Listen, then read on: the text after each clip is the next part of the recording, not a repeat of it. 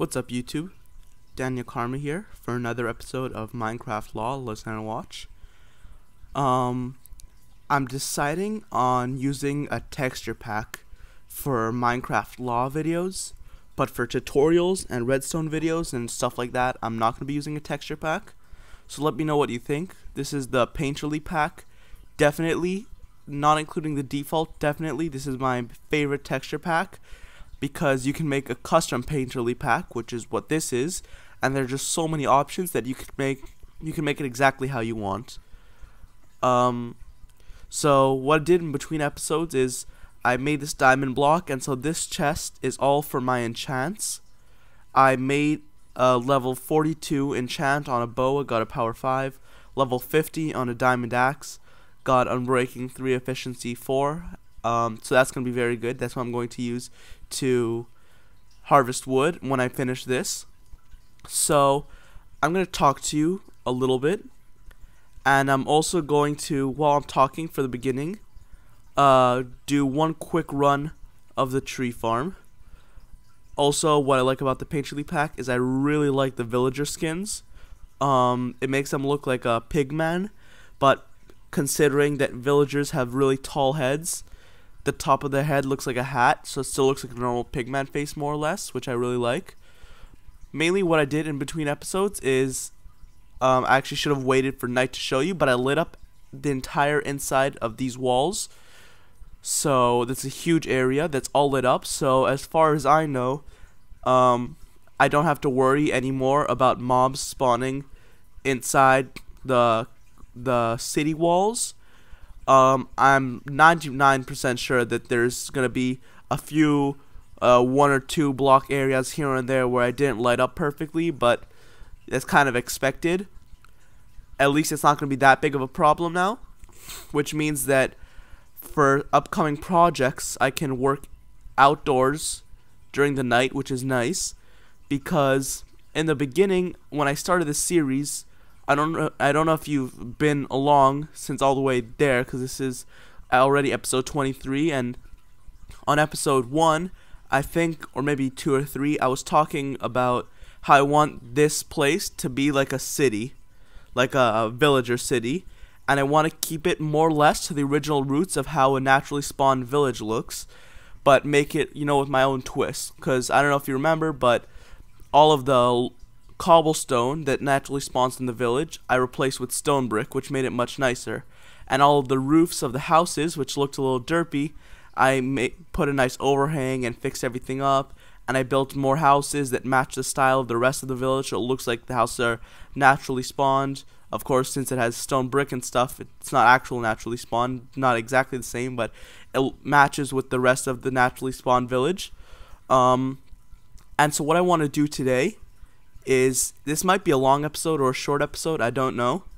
I want to finish this villa over here, which I built the frame for like 10 episodes ago, and I never got around to actually fixing it and actually building it into a functional house that villagers can live in. But I realized, since this is a big house, I'm going to make this a breeder house. And what a breeder house is, if you don't know, that the way villages work is if there's a village with enough houses on it, then villagers will notice that there's empty houses which don't have any families living there or villagers living there, and so they're going to start breeding and making more villagers to fill in the empty houses. But if you trick the game system into thinking a door is a house, you can basically make them spawn lots of I'm not going to replant the tree farm, even though I kind of should. You can make them think that there's more houses than there actually is. And so that's kind of what I'm going to do today. And the way you do that is that, as far as I know, I need some stone brick. I'm probably going, by the way, started into my second double chest for the stone. So the way you do that is, I think the criteria for a house, let me just get some fences and stuff, is it needs to be as far as my testing. I didn't look up the wiki for this or anything. This is just what I've seemed to have found out, is that it needs to be an enclosed space. Actually, I should take, what pick should I take? Efficiency on breaking. No, I'll just use my efficiency pick. So it needs to be an enclosed space, like a cube, with walls and a roof, and it also needs to have a door on it. But the one thing that it doesn't count is it doesn't count if there's a hole behind the door. And what I mean is, if you put a door just on a wall, like imagine a door just here as a slab on a wall, it'll detect that as a door of a house. And so if you make a house and just cover the walls with doors, it'll think that one house is like 20 houses, and it'll start breeding or start making villagers breed on their own. And so that's a really cool way of tricking the game into breeding more villagers when there actually isn't enough houses to you don't need houses to sustain them, because considering now that it's all lit up, I don't really need to worry about zombies coming in, because it's all lit up, so they're not going to spawn and kill the villagers. But one thing that it will do is it will spawn iron golems, because one of the criteria for spawning iron golems is you need a certain amount of villagers in a village. So I think it's like 20 villagers or something around that. And if you don't have enough villagers, it's not actually going to spawn the golem. So what a lot of people do is they take a normal village and they put a lot of these breeder houses in it to trick the game into thinking that there's enough spaces to spawn golems, and then they just have lots of golems walking around, which is pretty cool. So I think I'm going to do that this episode. I'm going to make this villa here into a breeder house. And one other thing that I might do, which I think would look pretty cool, is I want to make one breeder house that has like the capacity of like 50 houses or so, like a really big one that'll turn my village into like a little city. And the way I'm going to do that is I want to make, I don't know how to describe it. The idea is I'm going to wait for 1.3 to come out, and then I'm going to look for, because in that direction back there is actually already a jungle that I saw, but it was generated before 1.3. So as far as I know, there's not going to be any cocoa beans in that jungle. So I want to make a cocoa bean farm, and this is actually where I'm going to put a lot of the doors up on this place here, and I'm going to have to probably break that down. So the jungle over there isn't probably gonna have any cocoa beans. Probably it might, but I'm gonna put my money on it won't, just because I haven't seen cocoa beans, and I don't think it's just gonna materialize out of thin air unless it was already generated. So this is actually just gonna be a solid wall, and I might put something along this, because this is just gonna be a really big house, but it's gonna look like a normal house, but it's gonna be meant for breeding. So let me actually count how many. 1, 2, 3, 4, 5, 6, 7, 8, 9, 10, 11, 12, 13. Lucky number or unlucky number, depends how you look at it. So I'm going to actually make a crafting table and make 13 doors. And why did I put 4? I don't know. So I think this is gonna work. So I tested in creative mode. Well, not in creative mode in this world, creative mode on my redstone world, some things about how villagers work. And wait 1 second, let me just think. 13 here, and that should, alright, so I'm gonna start placing these doors. So yeah, so this is what I mean. If I put lots of doors along the wall over here, villagers are gonna think that this makes it a house, when in fact it's just a single door.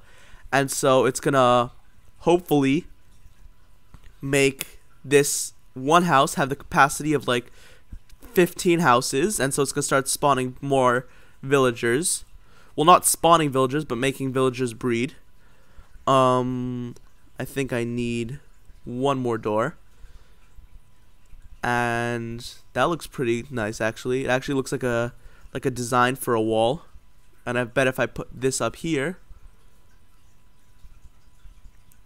it doesn't even look out of place. So I'm trying to make a breeder house, but I don't want it to look out of place. So what I was testing in Creative World is if I'm going to make a really super efficient breeder house, it's going to be covered in doors and it's going to look ugly. That actually looks really nice. But villagers are going to be trying to open and close this, so that might not be good, but oh well. So I think this will, when I put a roof and everything on top of this, I think that's going to add to the capabilities of this house and make it breed more. So back to what I was saying before, is I tested in creative mode to make a house that doesn't have any doors on the outside, or at least none that are visible, but it'll still breed lots of villagers. And so what I came up with was a really cool design that has 2 layers to it.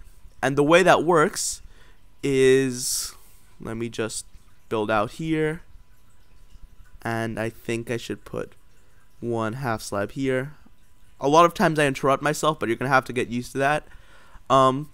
So it's 2 layers, and so on the first layer is like the inside of the house. And does that look good? I think that looks decent. Alright, so on the first layer is the inside of the house, which is like the skin of an onion, like the inside. And inside that house, it's basically, imagine you build a house, like a normal house without a door, just 4 walls, a roof, and a hole in the front, like that, just a hole, no door on it. And then you make that really big, so the villagers don't count that as a house, they just count that as an obstacle, the same way they would look at a tree or a hill or something. So if they want to walk by, they'll just walk straight through it, they don't even think about it as a house. Should I go outside and show you how it's lit up? No, never mind. So they don't count it as a house. So you make that big, and you make that however nice you want, and so that's what it's gonna look like. And then inside of that shell, you build a cube with no door. Like, imagine what I'm building now, but instead of this being 3 by 3, like, you just do it like this, and then you build it up. So it has space inside of it, so it's like a hollow cube, like this. And then on the walls around it, you just load it up with doors. And so villagers will see that one house as like 20 houses, and so they'll start breeding. But you don't actually see the doors because it's inside the bigger house that has no doors on it. So it's kind of like a house within a house, and the outside house you can go into, but it doesn't. But the villagers don't see it as a house. And the inside house you cannot go into, but the villagers do see it as a house. So whenever the villagers want to go into the inner house, they'll have to walk first through the outer house, which you see, and then they can't go in, and they go into the house, and so there's no doors on the outside. It's really, that's probably really like out there what I'm talking about, and probably none of you understand it. But in future episodes when I build it, it's going to become much more clear.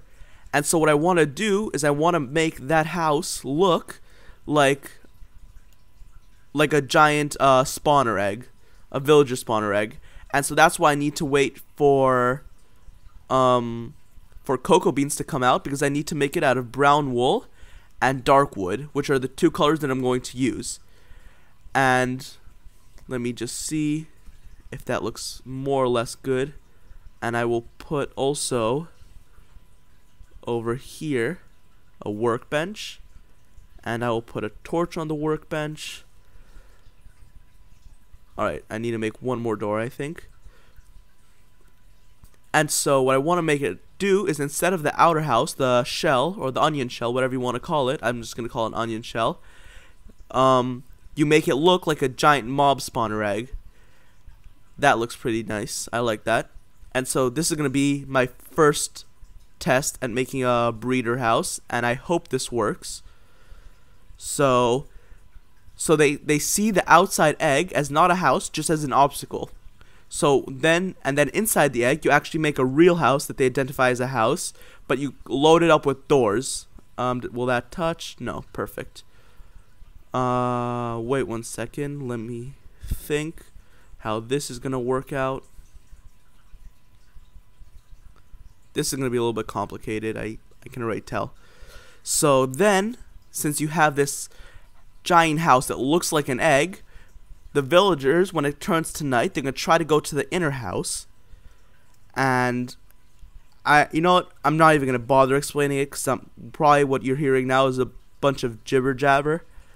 But just trust me, it's going to look cool, and it's going to look like a giant mob spawner egg. And that's going to make the villagers have more villager babies. So I think I'm probably just going to finish off this house here, and I'll probably montage it and then end the episode.